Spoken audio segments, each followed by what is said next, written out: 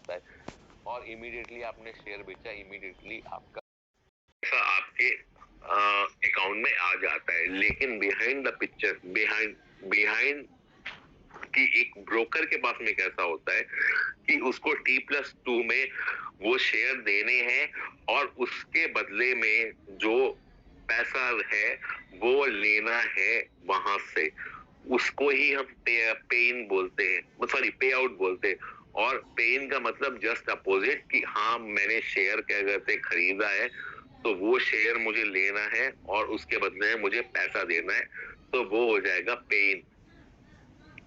Auction on account non delivery, auction मालूम है किसको बोलते हैं? ऑक्शन होता है जब हम कोई चीज, मान लो फॉर एग्जांपल कि इंट्राडे के अंदर में ऐसे होता नहीं है ऑक्शन, क्योंकि आजकल हर ब्रोकर बहुत चालाक है और उनका ऐसा सिस्टम है कि आपका ऑक्शन होने भी नहीं देते। लेकिन फिर भी मैं ऑक्शन के बारे में बताता हूँ कि ऑक्शन होता कैसे है।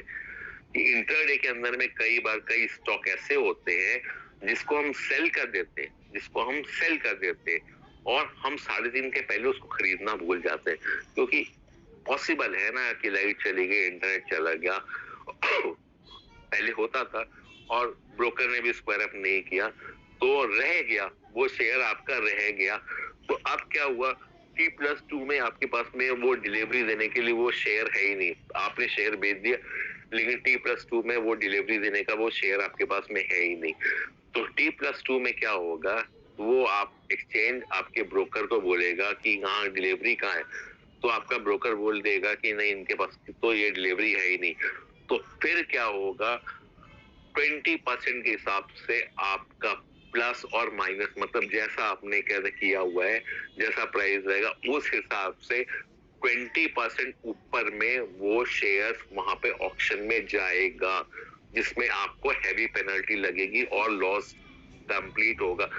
यानी अगर मेरे शेयर की वैल्यू अगर 1000 रुपए है तो शायद सब कुछ करके मेरे को पेनल्टी कम से कम 1400-1500 रुपया मुझे कॉस्ट पड़ेगा वहां पे मेरे नुकसान का।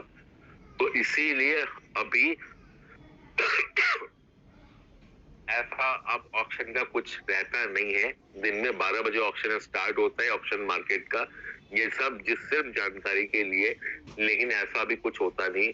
फॉर एग्जाम्पल जब आप कुछ खरीदते हो या बेचते हो तो कंपनी ब्रोकर आपको पूछता है कि आप इंट्राडे के लिए ले रहे हो या डिलीवरी के लिए ले रहे हो। तो अगर आप डिलीवरी के लिए डालोगे और सेल में डालोगे तो वो आपको लेने ही नहीं देगा, नॉन स्क्वायर बोल के ला देगा। और अगर MIS जैसे इंट्राडे के लिए अगर आप कोई चीज सेल कर रहे हो तो ब्रोकर इतने अब ये हो चुके हैं कि 315, चाहे आप अपने पास से पोजीशन कट करो या ना करो, कट कर लिया तो अच्छी बात है, अगर नहीं किया है तो वो 315 में एक रन करेगा और जितनी भी सेलिंग या बाइंग पोजीशन होगी वो उसको एक जगह पे दिख जाएगी और वो एक संग उसका ऑर्डर स्क्वायर अप कर देगा। तो 315 में ऑटोमेटिक स्क्वायर अप हो जाएगा, जो आपका सौदा ओपन है वो अपने आप क्लोज हो जाएगा इंट्राडे का सौदा। तो आपको अपनी पोजीशन 315 के पहले खत्म कर लेनी चाहिए हमेशा। उसके बाद पोर्टफोलियो आप जानते हो किसको बोलते हैं, जो आपका यहाँ पे अपने आपके सारे शेयर्स, फ्यूचर्स में, ऑप्शंस में जो भी चीजें हैं वो अगर आप उसको देखो तो उसको ही हम पोर्टफोलियो बोलते हैं। लेकिन पोर्टफोलियो जनरली जो आपके स्टॉक्स हैं, अलग अलग स्टॉक्स आपने ले रखे हैं, फॉर एग्जांपल मैंने 4-5 स्टॉक्स ले रखे हैं, तो सबकी डिटेल में एक जगह होल्डिंग्स में जाके जहां देखता हूँ वही मेरा पोर्टफोलियो होता है। Diversification, it is a risk management technique that the mix wide variety of the investment within the portfolio. Diversification ऐसा होता है कि मैंने क्या कहते हैं सिर्फ एक उसका शेयर नहीं ले रखा है, मैंने अलग अलग इंडस्ट्री के अलग अलग बहुत तरीके के रख लिए हैं, ताकि वो रिस्क के हिसाब से, कभी फार्मा डाउन है तो IT तेज है, कभी IT डाउन है तो फार्मा तेज है। तो ऐसा मैं जरूरी नहीं कि मैं एक ही जगह पे एक ही सेक्टर के अंदर पैसा लगा के रखा है, मैंने अपने पोर्टफोलियो को डाइवर्सिफाइड कर दिया है, वो मैंने उसको अलग अलग करके रखा हुआ है। एनुअल रिपोर्ट ये फंडामेंटली चीज है। हर कंपनी अपनी मार्च के बाद में अप्रैल में अपनी एक रिपोर्ट निकालती है, जिसको एनुअल रिपोर्ट के नाम से हम जानते हैं कि यानी उसने साल भर के अंदर में कितना प्रॉफिट किया, कितना उनको रेवेन्यू जनरेट हुआ, कितना उन्होंने एक्सपेंस किया, उनकी बैलेंस शीट क्या है, पीएनएल रिपोर्ट क्या है, वो सब कुछ डिस्क्लोज करते हैं वो एनुअल रिपोर्ट के अंदर में। कोई क्वेश्चन आपका? नहीं सर, कोई क्वेश्चन नहीं है सर। क्लियर हो रहा है ना आपको?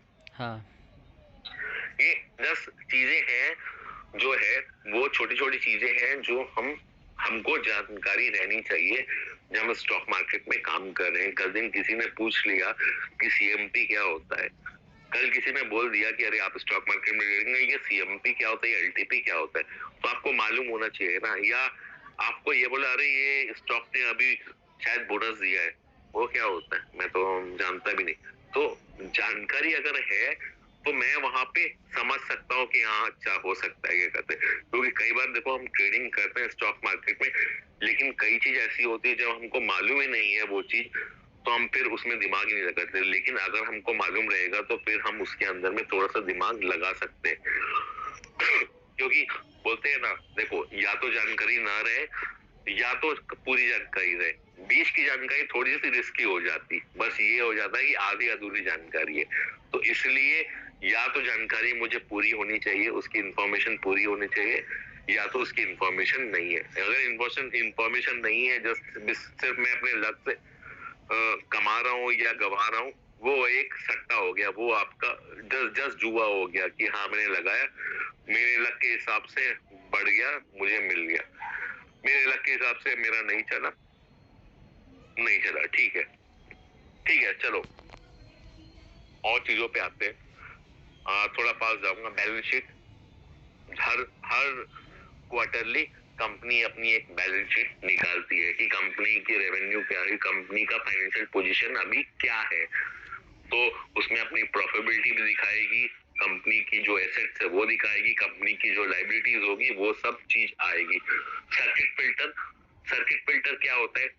देखो सर्किट फिल्टर मेरे हिसाब से आपने देखा है या नहीं देखा है, लेकिन फिर भी अब तो एनएससी की साइज बहुत बड़ी हो गई है। नहीं तो पहले जब एनएससी 3000 4000 पॉइंट का हुआ करता था, 2000 पॉइंट का, 3000 पॉइंट का होता था, तो 10% में क्या होता है, यानी 200 पॉइंट, अगर एनएससी 200 पॉइंट अचानक से गिर गया तो बंद हो जाता था। तो इसी तरीके से स्टॉक के अंदर में भी एक फिल्टर होता है, लेकिन फ्यूचर ऑप्शन में जो स्टॉक लिस्टेड होते हैं उनका कोई सर्किट फिल्टर नहीं होता। लेकिन उसके अलावा बहुत सारे ऐसे स्टॉक्स होते हैं कि अचानक से अगर वो बहुत ज्यादा गिरने लगे, अगर वो सुबह सुबह क्या कहते हैं, वो 10% क्या कहते हैं वो गिर गया, तो वहां पे उसका फिल्टर लग जाएगा। फिर उसके बाद कुछ देर उसकी ट्रेडिंग हॉल्ट हो जाएगी, यानी रुक जाएगा, वापस उसकी ट्रेडिंग स्टार्ट होगी, और फिर वापस से अगर क्या कहते हैं वो और गिरने लगा 15% तक अगर आप पहुंच गया, फिर उसकी ट्रेडिंग हॉल्ट हो जाएगी। और फिर उसके बाद अगर खुला और वो पूरे दिन के लिए अगर 20% उसका फॉल हो गया, तो फिर उसके अंदर में ट्रेडिंग हॉल्ट होके उस दिन वो फिर ट्रेडिंग ही नहीं करेगा। तो इसके अंदर में टाइमिंग भी होती है, जैसे पहला 10% सुबह 10 बजे से पहले, दूसरा दोपहर को 1 बजे से, सॉरी दोपहर को 12:30 बजे से पहला, और तीसरा है वो दोपहर को 1:30 बजे से पहले। तो पता चला 9:15 में मार्केट खुला और पहले 10 मिनट में ही वो 10% गिर गया, ट्रेडिंग हॉल्ट हुई, मतलब 11 बजे टाइम था लेकिन 9:30 से पहले ही बंद हो गया। ठीक है, कुछ टाइम के लिए वो बंद रहेगा 15 मिनट, वापस 10:45 में खुला, वापस वो जहां 11 बजे का टाइम है वो 9:45 बजे ही वो खुला और वहां पे बंद हो गया वो चीज। और उसके बाद क्या करते, अगर 11 बजे तक ही वो ऑलरेडी 20% बंद हो गया, तो फिर 11 बजे के बाद में उसमें ट्रेडिंग ही नहीं होगी। तो ये जो फिल्टर होते हैं ये एनएससी और बीएससी उसके प्राइस पे डिसाइड करते हैं, जो बहुत ज्यादा वोलेटाइल हो जाते हैं कभी कभी स्टॉक्स, तो उसके ऊपर में वो लिमिट सेट करते हैं। कूलिंग पीरियड या वो जो 15 मिनट का क्या कहते हैं गैप रहता है ना, 15 मिनट बंद रहता है, वही उसका, उसी को हम कूलिंग पीरियड बोलते हैं। यानी स्टॉक के अंदर में बहुत ज्यादा वोलेटिलिटी है और फिल्टर, सर्किट फिल्टर जो उसमें लगा है 10% का, उसके हिसाब से 10% गिर के वो बंद हुआ, तो 15 मिनट बाद जब वो ओपन होता है तो वो 15 मिनट का टाइम उसका कूलिंग पीरियड होता है। मतलब कोई चीज बहुत फास्ट जा रही है, उसको रोका है और जितनी देर के लिए रोका है वही उसका कूलिंग पीरियड हो गया। एडीआर, जीडीआर, एडीआर जो होता है वो अमेरिकन डिपॉजिटरी रिसिप्ट होती है, जीडीआर होता है वो ग्लोबल डिपॉजिटरी रिसिप्ट होती है। जीडीआर हम उसको बोलते हैं जनरली जो यूरोप, यूके और दूसरी मार्केट में भी है, और एडीआर हम उसको बोलते हैं जो सिर्फ अमेरिकन मार्केट में है। तो देखो ऐसी बहुत सारी कंपनियां हैं, टॉप की कुछ कंपनियां हैं जैसे एचडीएफसी है, इन्फोसिस है, रिलायंस है, ऐसी बहुत सारी कंपनियां हैं जो कि as a in dollar terms दूसरे कंट्री में लिस्टेड हैं, मतलब एज अ शेयर के हिसाब से नहीं, लेकिन वो उनके नाम से क्या कहते हैं एज अ एडीआर उनका चलता रहता है, जिसमें वो बाहर के में भी वो ट्रेडिंग चलती रहती है। तो बहुत चीजें हैं, बहुत चीजें होती हैं जिसको हम एडीआर के, जैसे अभी बीच में इन्फोसिस का रिजल्ट था, तो हुआ क्या था, बहुत खराब रिजल्ट आया था। तो एडीआर में हमने जब चेक किया तो कुछ डॉलर ही उसमें गिरे थे, क्योंकि एडीआर के अंदर में वो सिर्फ $10 समथिंग कुछ था, तो कुछ डॉलर, कुछ डॉलर से भी कम, कुछ पेनी में ही वो गिरा था, लेकिन एज अ परसेंटेज वाइज वो 9 पॉइंट समथिंग परसेंट गिरा। तो उसके लिए बहुत सब लोग समझ गए, जो इन्वेस्टर हैं या जो फिर मार्केट प्रिडिक्टर है, वो समझ गए कि कल अब इन्फोसिस खुलेगा तो अच्छा खासा नीचे गैप डाउन खोलेगा। तो अगले दिन जब इन्फोसिस खुला तो ऑलमोस्ट 7% डाउन, 7-8% डाउन खुला वो मार्केट में, क्योंकि उसका रिजल्ट ही बहुत खराब आया था। सब एक्सपेक्ट कर रहे थे कि नहीं, आईटी कंपनी है, रिजल्ट अच्छा आना चाहिए, इन्फोसिस का रिजल्ट हमेशा अच्छा आता है, लेकिन वो रिजल्ट उसका कई साल बाद जाके इतना खराब रिजल्ट उसका आया था इन्फोसिस का, तो उसके वजह से ही वो गिरा। नीट, उसके बाद नीट क्या होता है, नीट होता है नीट का फुल फॉर्म होता है national exchange for automated trading. होता क्या है कि एक्सचेंज जो होता है एनएससी, वो हर एक ब्रोकर को एक टर्मिनल प्रोवाइड कराता है जिस टर्मिनल से वो ऑर्डर लगा सके, लेकिन वो नीड जो है वो अपने क्लाइंट को ब्रोकर कभी नहीं देता, उससे कनेक्टेड करता है सारे क्या कहते हैं टर्मिनल को, यानी जो आपके पास में टर्मिनल है, जो आप ऑर्डर लगाते हो, वो आपका ऑर्डर नीट में जाता है और नीट के थ्रू वो एक्सचेंज में जाता है। तो वो कुछ होता नहीं है, जस्ट एक टर्मिनल होता है जहाँ पे, और नीट एक ऐसी चीज है जिसके अंदर में कोई आईडी नहीं, कुछ नहीं, आप कुछ भी बाई, कुछ भी सेल कर सकते हो, किसी भी, कोई भी कुछ भी डाल के। तो इसीलिए नीट का यूज मोस्टली बहुत ज्यादा कहते हैं खतरनाक होता है। लेकिन मैंने देखा है, मैंने ब्रोकर के अंडर में भी काम किया हुआ है जब एज अ जॉब, तो एज अ नीट मैंने देखा हुआ है। तो कुछ नहीं रहता, जस्ट एक नॉर्मल क्या कहते हैं वो कंप्यूटर में जैसे नॉर्मल जो सिस्टम रहता है जिसके अंदर में ग्रीन और रेड चलता रहता है, तो ब्लैक कलर की स्क्रीन में ग्रीन रेड करके वो चलता रहता है। उसी तरह एनएससी का होता है नीट और बीएससी का होता है बोल्ट, BOLT। तो बीएससी का भी बोल्ट होता है, तो बीएससी जो है अपना टर्मिनल प्रोवाइड करती है उसको हम बोल्ट बोलते हैं। कॉन्ट्रैक्ट नोट, ये आपकी ईमेल में रोज आता है जिस भी दिन आप ट्रेडिंग करते हो। तो कॉन्ट्रैक्ट नोट एक ऐसी चीज होती है, जैसे फॉर एग्जांपल कि अगर आपने कोई शेयर्स खरीदा है तो उसकी डिटेल वो आपके कॉन्ट्रैक्ट नोट में आएगी, मींस कितना ब्रोकरेज आपको चार्ज हुआ, कितना टैक्स चार्ज हुआ, सब कुछ मिला जुला के आपको एक्चुअल प्राइस क्या पड़ा। वहां तो आप क्या करते हैं ग्रॉस प्राइस में करते हैं, सिर्फ शेयर प्राइस में आप खरीद रहे हो, लेकिन एक्चुअल जो कॉस्टिंग उसके ऊपर में लगी, यानी टैक्स लगा, ब्रोकरेज लगा, सब कुछ लगा, वो जो डिटेल होती है, वो पेज होती है, वो आपको आपके कॉन्ट्रैक्ट नोट में दिखती है, जो कि आपके मेल में हर डे आती है। पहले कॉन्ट्रैक्ट नोट मालूम है क्या होता था? As a post wise every day client को उसके घर जाता था, लेकिन आप फिजिकल कॉन्ट्रैक्ट नोट जाना बंद हो गया। आप उसके मेल में जाता है, मेल में वो अटैचमेंट खोलता है, वहां से वो कॉन्ट्रैक्ट नोट दिखता है। आई साइन कुछ नहीं होता। जब भी आप कोई शेयर, पहले होता था, अब तो सब ऑनलाइन हो गया, पहले होता था कि कोई भी एक शेयर है ना, हर शेयर का एक इंटरनेशनल आइडेंटिफिकेशन नंबर होता है। तो आई साइन ही यही है, इंटरनेशनल सिक्योरिटी आइडेंटिफिकेशन नंबर। तो हर एक सिक्योरिटी, जो भी सिक्योरिटी, चाहे रिलायंस हो, चाहे टाटा मोटर्स हो, चाहे XYZ जो भी कंपनी है, उस हर किसी का आप एनएससी में जब जाओगे, वो सर्च करोगे या इंटरनेट पे सर्च करोगे, तो उसका आई साइन नंबर आ जाएगा। पहले क्या होता था, जब हम शेयर ट्रांसफर करते थे ऑफलाइन किसी एक डीमेट से दूसरे डीमेट में, तो हमको ऑफलाइन चालान भरना होता था, हमको ब्रांच जाना पड़ता था वो चालान लेके। तो उसपे हमको कौन से शेयर कितने क्वांटिटी में हमको ट्रांसफर करने हैं, तो वो शेयर जो रिसिप्ट होती थी, वो रिसिप्ट में हमको आई साइन नंबर भी भरना पड़ता था। बट अब ऐसा नहीं है, अब तो सब डिजिटल हो गया है। जैसे ही हम वो शेयर का नाम डालेंगे, ऑटोमेटिक उसका आई साइन नंबर आ जाएगा। और जब भी आप एनएससी की वेबसाइट पर जाके निफ्टी 50 शेयर्स आप डालोगे भी, तो भी वो उसका ऑटोमेटिक आई साइन नंबर आ जाएगा। मैं जैसे यहाँ पे दिखाता हूँ,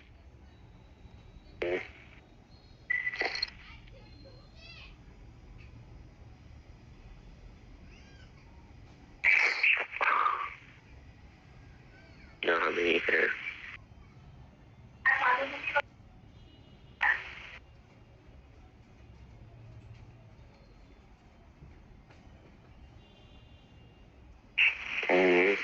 यहाँ नहीं है, आपको मैं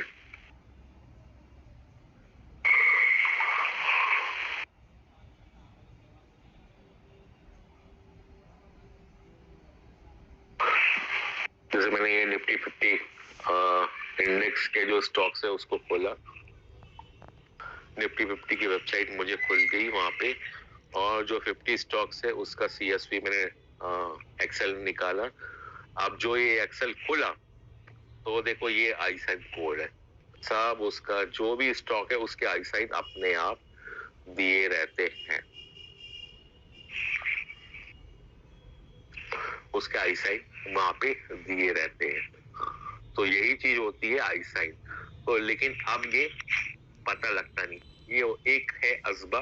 अजबा क्या होता है, जो कि application support bye block amount, ये इसका फुल फॉर्म होता है। जो भी हम क्या करते हैं, जब कोई IPO लिस्ट होता है, तो आप अपने बैंक या क्या कहते हैं आपका जो ट्रेडिंग अकाउंट है, वहां पे दोनों जगह अजबा फैसिलिटी होती है। बैंक की नेट बैंकिंग में जाओगे या उसके ऐप को ओपन करोगे, तो उसमें भी अजबा मिल जाएगा, और डीमेट अकाउंट में भी आपको अजबा मिल जाएगा। जब आप अजबा खोलोगे, तो करंट में जो भी IPO चल रहा होगा, उसके लिए आप क्या करते हैं, अप्लाई कर सकते हो। बैंक से करते हो तो बैंक से तुरंत पैसा आपका डिडक्ट नहीं होगा।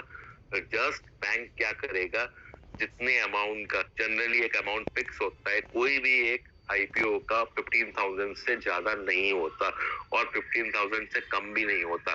तो वो जो स्टॉक का ग्रुप, सॉरी, वो स्टॉक का जो जितना भी हो, अगर 500 का है तो वो 30 स्टॉक्स आएंगे, अगर 1000 उसका प्राइस बैंड रखा है तो 1000 रखा है तो उसके 15 आएंगे। अगर 250 के आसपास में है तो 15,000 डिवाइड बाय 250 उसका प्राइस बैंड जो है, वो उतने शेयर्स रहेंगे।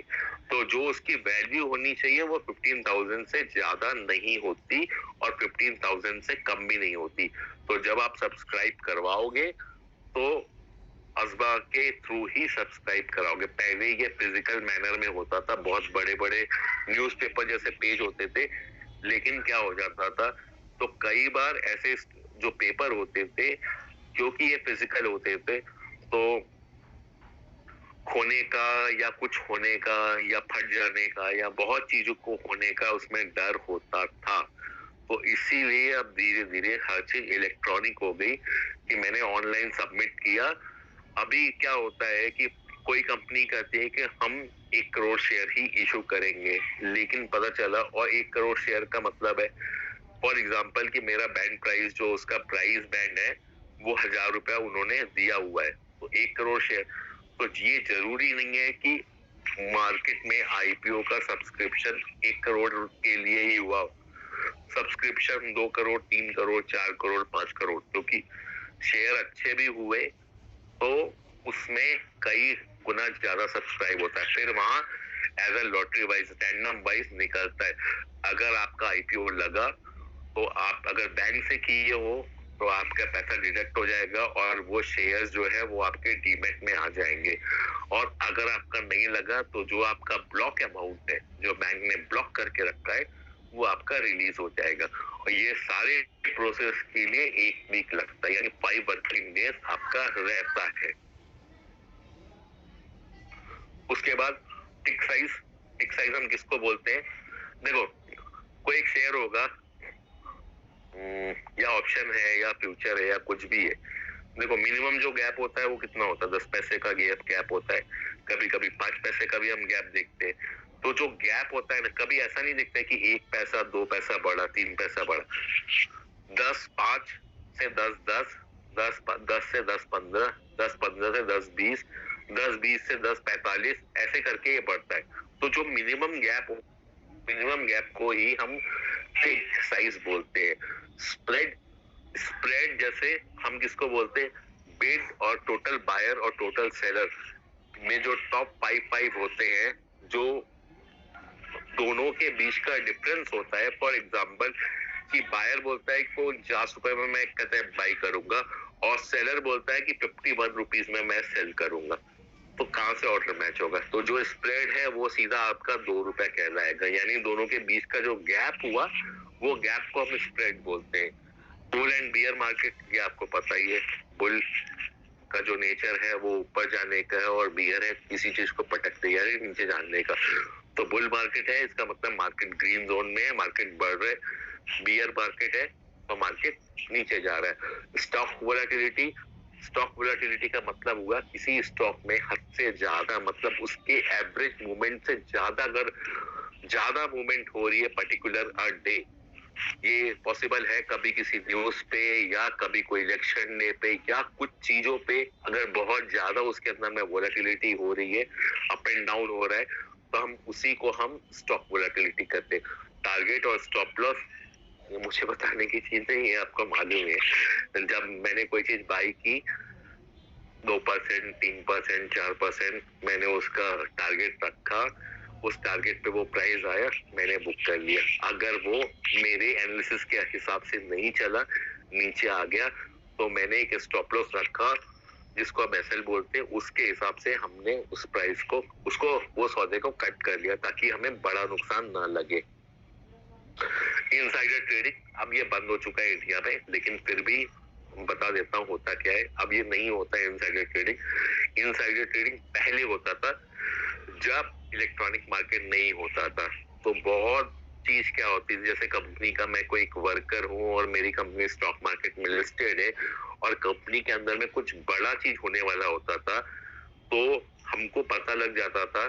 देखो अभी भी क्या है ना, जैसे आप कोई बहुत बड़ी कंपनी में काम कर रहे हो, टीसीएस या रिलायंस में, तो आपके लिए वैलिड नहीं होगा कि आप क्या करते हैं अपना ट्रेडिंग अकाउंट खुलवाओ, क्योंकि एज अ ट्रेडिंग अकाउंट आप खुलवा के उसके अंदर में ट्रेडिंग करोगे वो आपके लिए अलाउड नहीं है, और आप वो इंफॉर्मेशन अपने किसी रिलेटिव को भी नहीं शेयर कर सकते।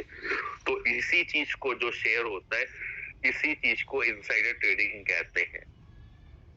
बॉटमिंग आउट का मतलब है कोई प्राइस अगर गिरता है और वहां से कोई सपोर्ट से वो नीचे आता है, तो जिस जगह जो उसका एकदम नीचे वाला प्राइस होता है उसको हम बॉटमिंग आउट बोलते हैं। और उसी तरह पिकिंग होता है कि अगर कोई रेजिस्टेंस के पास में ऊपर के पास में जाके, मींस एक सीलिंग हो गई, वो सीलिंग के पास से जाके वो निकलता है, तो उसी को हम पीक बोलते हैं।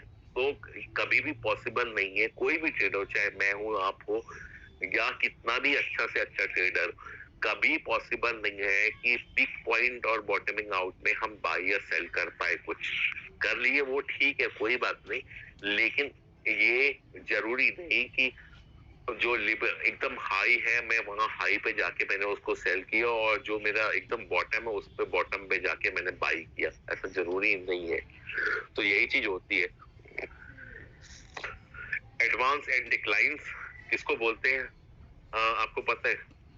जैसे निफ्टी 50 के 50 स्टॉक्स होते हैं ना, तो हर दिन 50 स्टॉक्स के अंदर में ऐसा जरूरी नहीं कि वो 50 स्टॉक्स सभी के सभी ग्रीन में हो। चलो कोई दिन मान लिया किसी दिन वो ग्रीन में, लेकिन एज ए एवरेज मार्केट के अंदर है पता चला आज 40 स्टॉक्स ग्रीन में है और 10 स्टॉक रेड में है।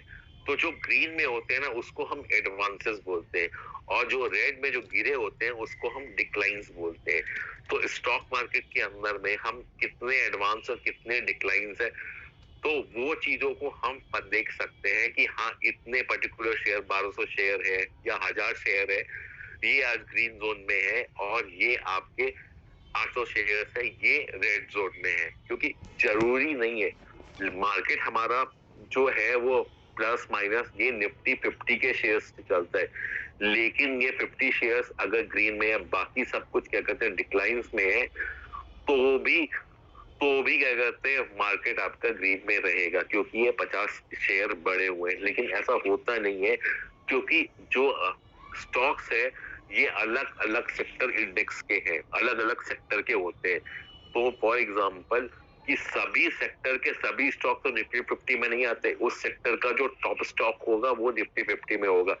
तो सभी एक दूसरे से कोरिलेटेड होते हैं। तो बाजार अगर गिर रहा है, अगर ये 50-50 के 50 स्टॉक अगर गिर रहे हैं या इसके हाई वेटेज के जो स्टॉक गिर रहे हैं, तो मार्केट के अंदर में ऐसा होगा कि बहुत सारे शेयर्स भी आपके गिरते रहेंगे। तो इन्हीं चीज को हम बोलते हैं एडवांसेस एंड डिक्लाइंस। यही इसका मेन चीज होता है कि जितने जो स्टॉक्स ग्रीन में होते हैं आज बढ़े हुए हैं, ये आपके एडवांसेस होते हैं और जो गिरे हुए रहते हैं उसको हम डिक्लाइंस बोलते हैं।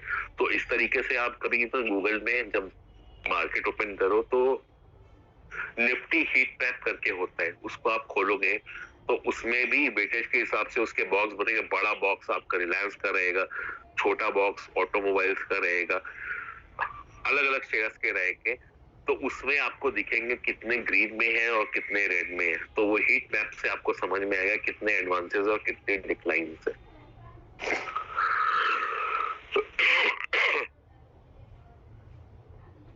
टाइप ऑफ ऑर्डर्स, कितने तरह के ऑर्डर्स होते हैं? एक मार्केट ऑर्डर होता है, एक लिमिट ऑर्डर होता है और एक कैंसल ऑर्डर होता है।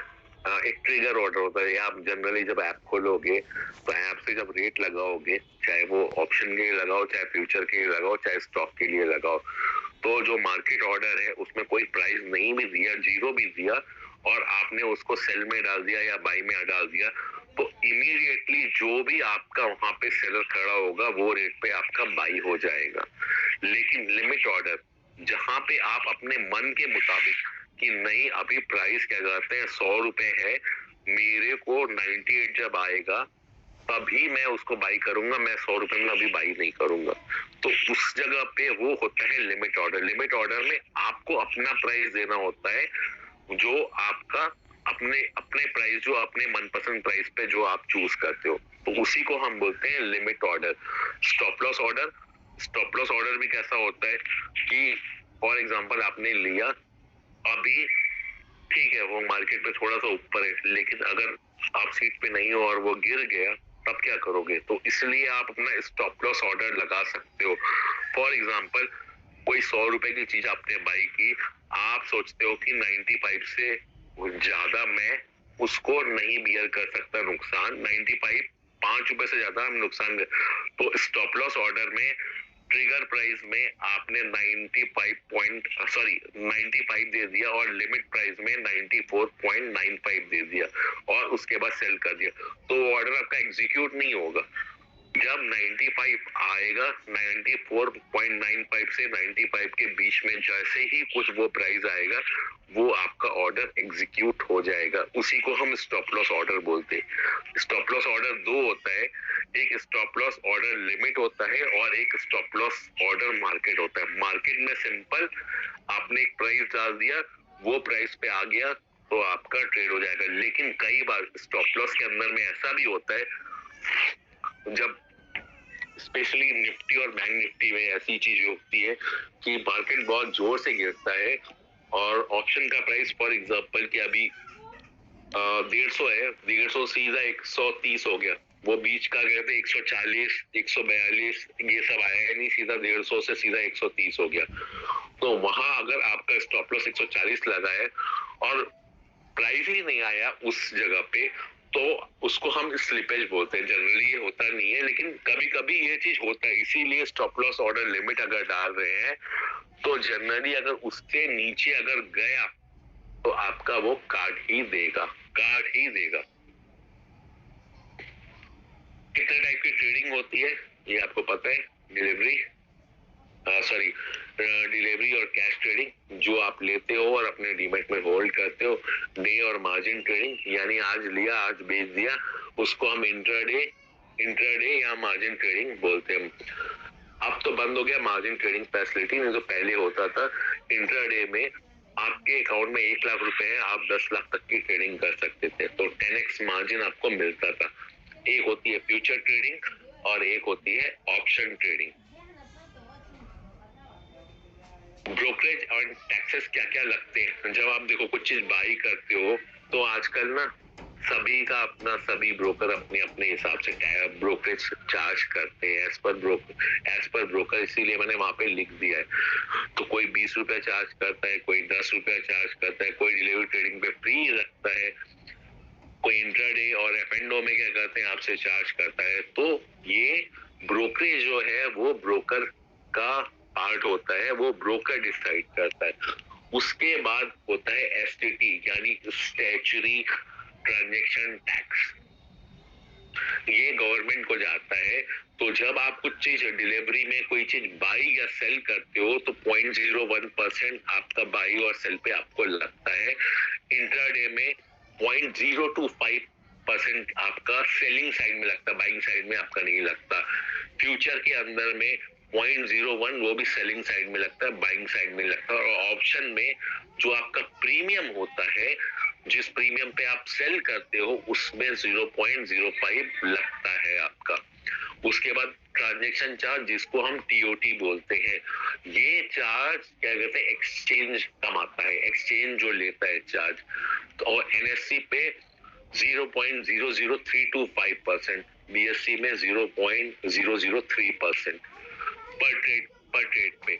उसी तरीके इंट्राडे में एनएससी बीएससी आप देख सकते हो वहां पे 0.0032, बीएससी भी 0.03% ट्रेड, चाहे वो डिलीवरी हो चाहे इंट्राडे हो। फ्यूचर्स में वो 0.019% और ऑप्शन के अंदर में 0.5%। क्लियरिंग चार्ज देखिए इसके अंदर में डिलीवरी और इंट्राडे में नहीं होता, क्योंकि यहाँ पे कोई क्लियरिंग नहीं रहती। यहाँ पे सीधा वो सिक्योरिटी उठ के आपके डीमेट में आ जानी है, और इंट्राडे में कर रहे हो तो खरीद रहे हो और बेच रहे हो। लेकिन फ्यूचर एंड ऑप्शन में कर रहे हो तो उसके अंदर में क्लियरिंग मेंबर लगता है, जो कि दूसरे से जहां से आपने खरीदा है वो दूसरे से वो कॉन्ट्रैक्ट लेके आपको देने का, तो वो अपना एक छोटा सा चार्ज लगाता है, जो एनएससी के अंदर में फ्यूचर में 0.0002% लगता है, और ऑप्शन में आपके प्रीमियम के ऊपर में 0.0002% लगता है। सेबी भी अपना चार्ज लगाएगा ही।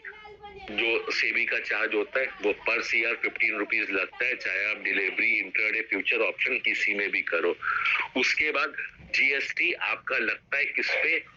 ब्रोकर जो आपको ब्रोकरेज चार्ज कर रहा है।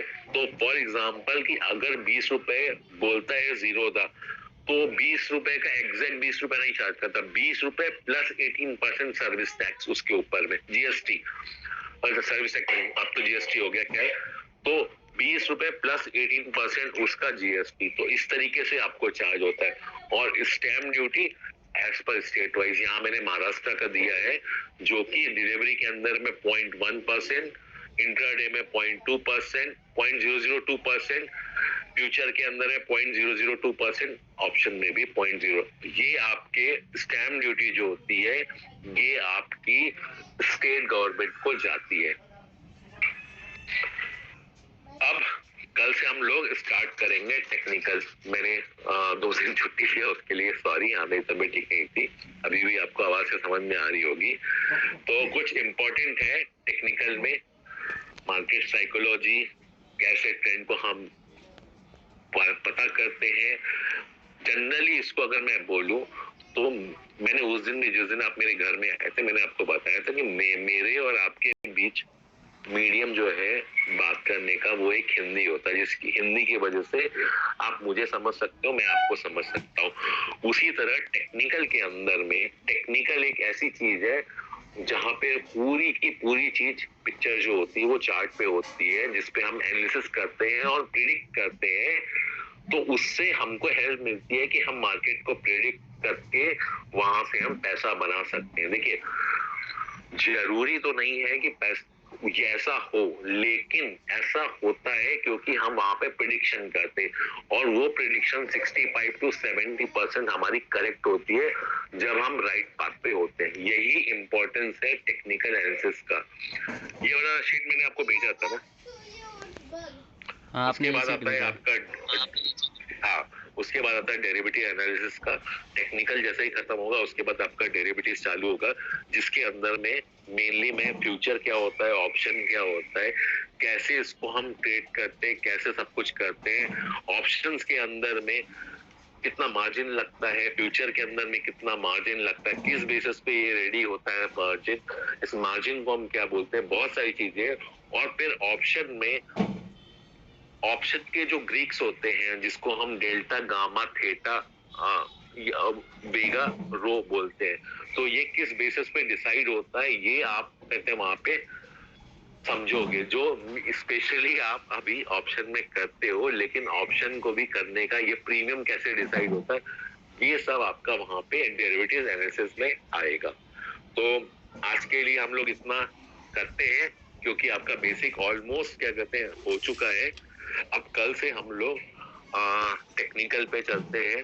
पहले तो कल से हम पहले प्रिडिक्शन कहते हैं, समझते हैं कि प्रिडिक्शन क्या चीज होती है, और फिर डे बाय डे हम उसके ऊपर में ट्रेडिंग के ऊपर में हम बात करना स्टार्ट करेंगे, जैसे जैसे चैप्टर वाइज चलता रहेगा।